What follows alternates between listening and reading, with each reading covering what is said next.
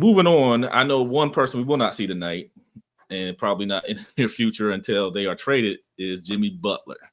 Of course, if you're a basketball fan, you've heard the news. The Miami Heat have suspended him for 7 games. They're looking at trade targets for him. If you haven't seen the video my man Big Nines did, you need to, after this is over, you need to go to the page and go check out his trade scenarios. Some really good stuff. Some really interesting trades that could, really make a team and propel them to where they need to go, and dump Jimmy Butler's salary off of Miami, since they don't see a future in them. So the question we're asking tonight is the Jimmy Butler era in Miami, has it been a failure? So I'm going to let my man Big Nige go. I don't know. I think King's Speech is on the road, so he probably got dropped off from the call, but we'll see if he joins us. But we're going to keep it going. So Big Nige, has the Jimmy Butler era in Miami been a failure? I think that depends on what expectations you had for Jimmy Butler, going in to what everyone, especially me included, thought was a shock that he joined Miami. We understand the exit.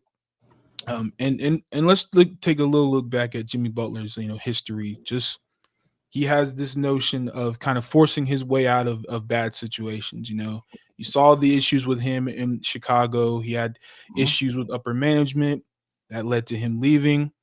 I believe it was Minnesota was next. Minnesota, yeah. It was Minnesota next. And then you hear the infamous story about him taking the B squad and whooping on the starters, calling players like Wiggins and Cat soft, and like, I should be the direction of the team. You got a bunch of young cats who don't got no heart, and I proved it, and you're gonna not pay me, and that's crazy, right? So then he takes his bag and he goes to Philly, and then they have their woes.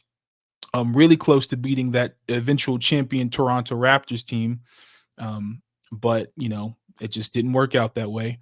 And then obviously he leaves them because they'd rather pay Tobias Harris than Jimmy Butler, which will probably go down as one of the worst, non-paydays of all time, especially how you see how Tobias Harris ended up underperforming later down the road. So then he goes to Miami. Everybody was kind of speculating, why didn't he go maybe to like LA, go to another contender?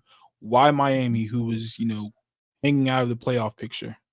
And in his first season there in 2020, we understand that was the bubble season because he had joined the off season of 2019. And he's, poised for a bubble run that nobody was considering, and he gets there, and obviously that roster was injury ridden, especially making it all the way to the finals. Got to commend him for what he did there. Got to commend him for making it to the finals against the Denver Nuggets, right? But we are synonymous with the Heat and their culture and how they overcome all the odds to beat a team like Boston, beat especially when they're like the underdog.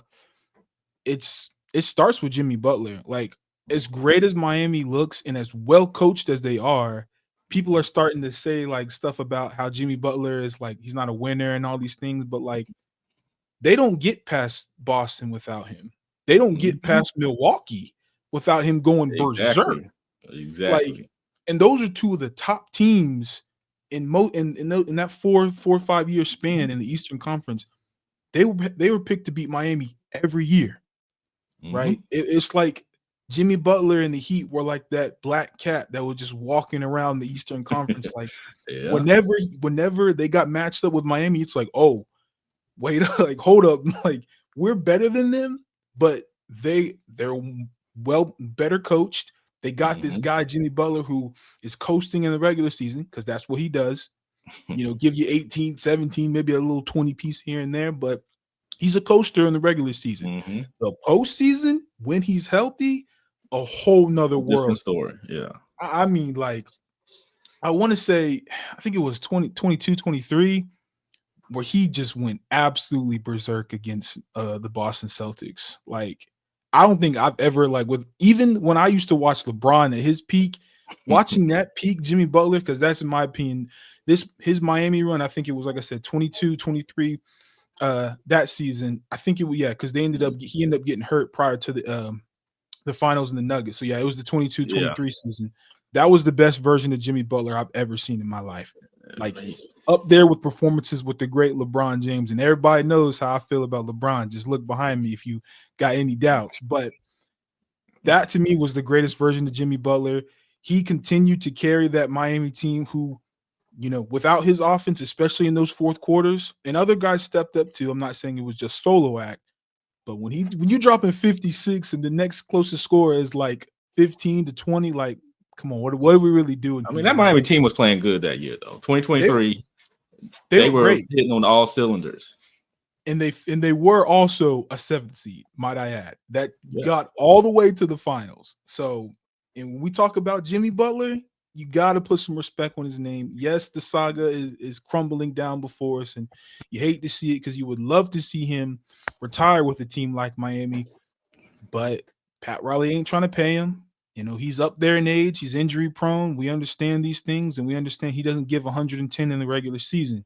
But to say it was a failure, you must not have watched the playoffs, man. That's all I can really say, because I think given that they were the underdog in every series, the fact that they overperformed, overachieved in all those series, got 2 finals runs. You didn't get the chip, unfortunately. You ran into a prime Nikola Jokic, and you ran into the 2020 Lakers with, point guard Bron, on God Anthony Davis, Rondo. Like, you just couldn't help it. Plus you were injured in both of those series. So you can't call it a failure, in my opinion, because they overachieved to the nth degree, in my opinion.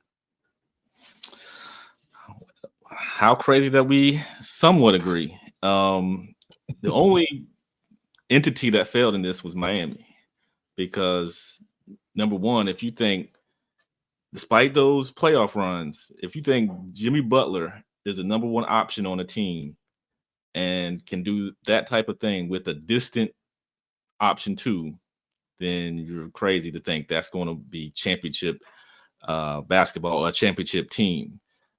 That's like, to me, that's the equivalent of trading Jaylen Brown to a team and just building around him and him being the number one option.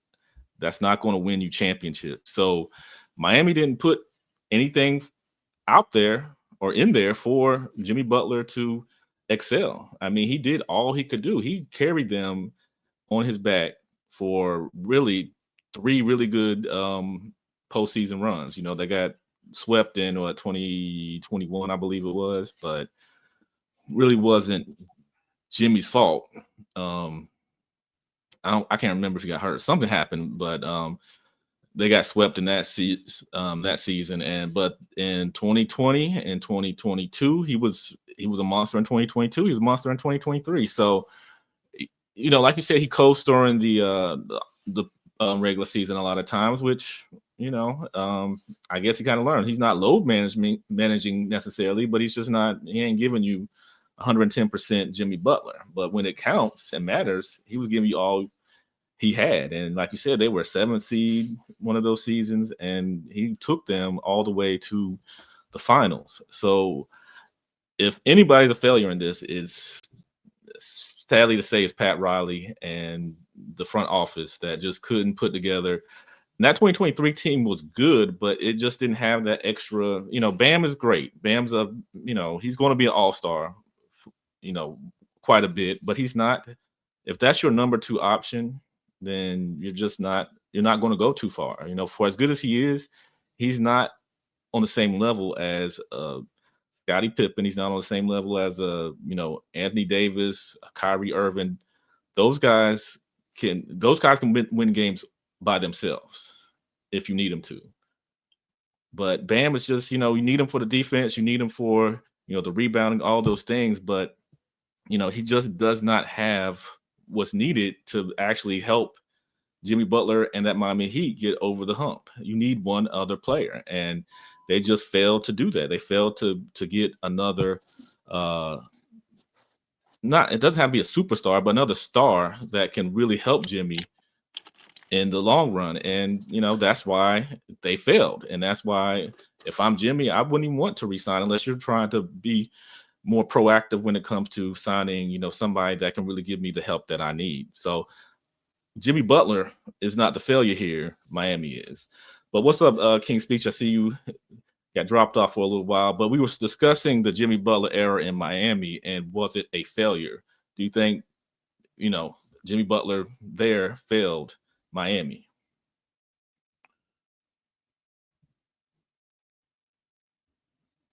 You there? Oh, he's muted. Let me see. He might hello? be on. Let me see. Oh, there you go. You turning over? Okay, yeah. I'm gonna be drop. I got one more drop to make, and I'll be, because I might drop off again. Okay, But okay, yeah. So the Jimmy Butler era was a good one. It was a pretty good one. I mean, you go to 2 finals. I mean, you can't say that's a failure, even though they won a championship. I mean, both times nobody really expected them to make it. Exactly. They were competitive. They Pat Riley got a lot of no-name, undrafted talent to like really make a contribution there. But I think it's run its course, and Jimmy Butler is, I would say at this point in time, again, I don't really know exactly what's going on down there, but I don't think he's no longer good as he thinks he is. I think I will put it that way. And I think Pat Riley kind of made a move to where it's just like, well, okay, it's time to turn the page. We got another young guy and Tyler Hero that, between Tyler and Bam, we might be able to retool the team around them too and see what we can get for Jimmy Butler. I was asked about it. He's making a lot of money. He got a 49 and a $52 million play option, and I doubt he's going to turn down that play option unless he'll take a 4-year deal from somebody else for less money. But that's a prohibitive contract to trade. So we'll see how that plays out. It's a saga. Listen, as a Knicks fan, I'm kind of happy to see it. Like Miami is a rival, and Miami put us out the playoffs that year. But yeah, I mean, it's kind of he's 35 years old. The writing's on the wall. I mean, the best days are behind him. He's had a great career for a guy who was the 30th pick. Anybody expect him to be, this good, a superstar? I liken him as this era's Sprewell, and he actually had a better overall career than Sprewell. And a lot of guys from my era loved him, Sprewell, man. Yeah, he was a tough player. Tough player. Good defender. Good. I think he was a good leader. Everybody could say he was toxic to the young Timberwolves. Nah, he was correct. They needed to toughen up, and I think maybe Wiggins going to Golden State, and now Carl-Anthony Towns with New York probably kind of realized that. Jimmy was trying to get the best of us. Forget all that niceness and all this. If you want to win in this league, you got to be some dog. You got to be a bulldog.